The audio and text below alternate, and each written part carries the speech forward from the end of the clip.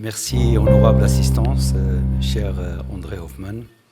Il y a 3 ans, je prenais la parole ici à Davos, à cette même tribune.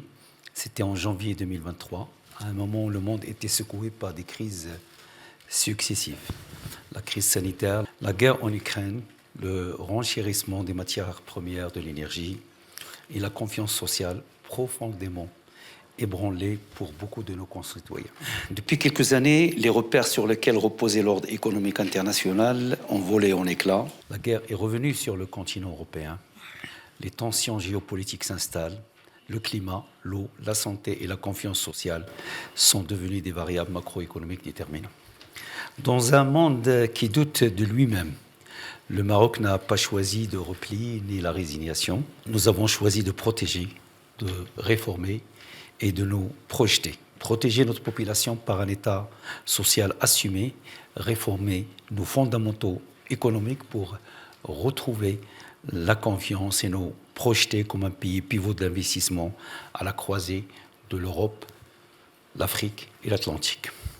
Dans ce contexte, la question n'est plus simplement de savoir où se trouvent les meilleurs rendements, mais où se construisent les trajectoires les plus solides. Et c'est à cette question que le Maroc, sous la conduite de Sa Majesté le roi Mohammed VI, que Dieu l'assiste, apporte sa réponse. Une réponse ambitieuse, humble et inclusive. Mesdames et messieurs, pour nous, tout commence par un principe simple. On ne bâtit pas un destin géopolitique sur une société fragilisée. Nous avons fait le choix de protéger d'abord. Face à la flambée des prix des années post-Covid, l'État a érigé un véritable bouclier autour des ménages. Plus de 13 milliards de dollars ont été mobilisés entre 2021 et 2025 pour maintenir stables les prix de biens de première nécessité. Dans le même esprit, près de 1,7 milliard de dollars ont été consacrés pour préserver la famille de toute hausse de tarifs d'électricité et d'eau. Et c'est ainsi que, sans renoncer à la discipline budgétaire, nous avons ramené l'inflation de plus de 6% en 2023 à un niveau inférieur à 1% en 2024 et 2025, parmi les plus bas de la région. Dans le même temps, le taux de croissance est en passe d'atteindre 5% à fin 2025. Le déficit passera de 7,1% en 2020 à peu près 3,5% en 2025 et l'endettement passera de 71,4% en 2022 à 67,4% en 2025. Pourquoi ces indicateurs sont-ils importants ? L'augmentation de la croissance économique, la baisse de l'inflation, la réduction du déficit, de l'endettement. Ils sont importants car ils montrent la résilience et la solidité de l'économie marocaine, et seule une économie solide et résiliente est en mesure de financer et pérenniser le premier grand chantier de ce gouvernement, le chantier royal d'État social. Sous les hautes orientations royales, et en quelques années seulement, le Maroc a généralisé l'assurance maladie obligatoire à l'échelle du pays. Plus de 32 millions de personnes, soit environ 88% de la population marocaine, bénéficient désormais d'une couverture médicale, contre 42% seulement avant le lancement de la réforme. Dans le même mouvement, le chantier de l'aide sociale directe s'est inscrit au cœur du nouveau contrat entre l'État et les ménages les plus défavorisés. Depuis décembre 2023, près de 4 millions de familles, soit 12 millions de personnes, perçoivent chaque mois une aide financière directe de la part de l'État, et nous accordons également une place importante au renforcement de notre système de santé et à l'amélioration de la qualité du système éducatif.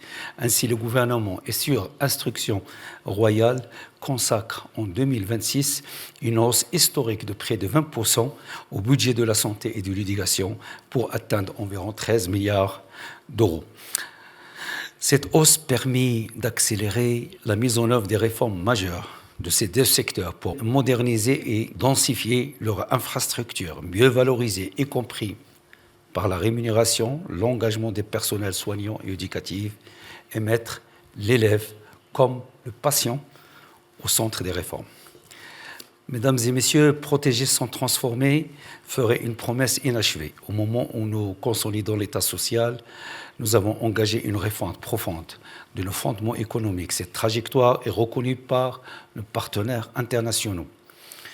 Sur le terrain de la confiance et de l'intégrité financière, le Maroc est successivement sorti de la liste grise du GAFI ainsi que des listes européennes associées. Puis le Royaume a retrouvé la catégorie Investment Grade auprès des grandes agences de notation. Le Fonds monétaire international a renouvelé sa confiance pour une ligne de précaution de 4,5 milliards de dollars.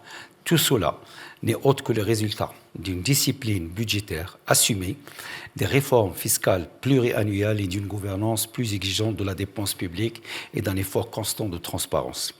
Parallèlement, à travers la mise en place de la charte d'investissement permettant de soutenir de toute taille, qu'ils soient nationaux ou étrangers, nous avons enclenché une accélération de l'investissement productif. En 2025, les investissements et les recettes brutes d'IDE ont atteint un record historique de plus de 5 milliards de dollars. Nous avons choisi, sous l'impulsion de Sa Majesté le Roi, de mener simultanément des réformes économiques et sociales, convaincus qu'il n'y a pas d'un côté le temps social et de l'autre le temps des marchés.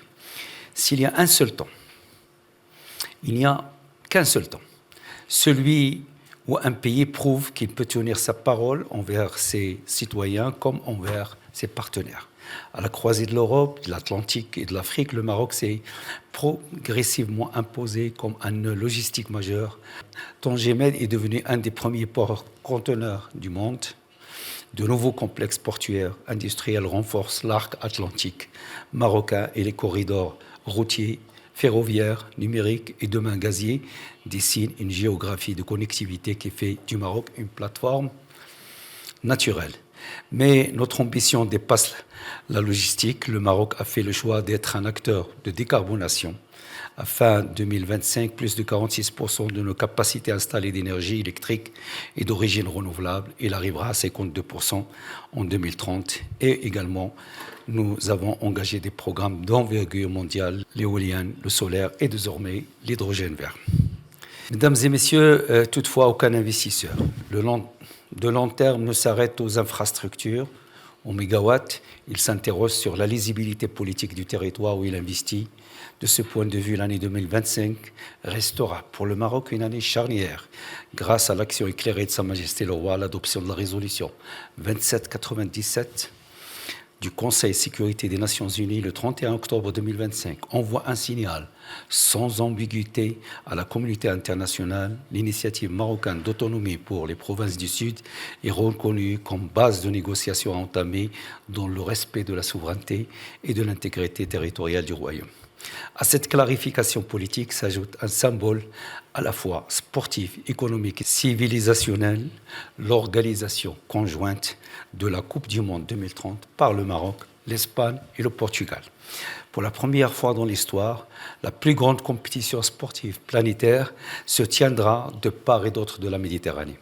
Loin d'être une fin en soi, la Coupe du Monde est un jalon dans une stratégie de transformation. Derrière des stades, il y a des infrastructures de transport, des réseaux numériques, des investissements dans l'hôtellerie, la culture, le tourisme durable, la sécurité et la formation des jeunes. Je vous remercie. ما تنساش تشترك في القناة وتفعل الجرس باش يوصلك جديد الفيديوهات من هسبريس.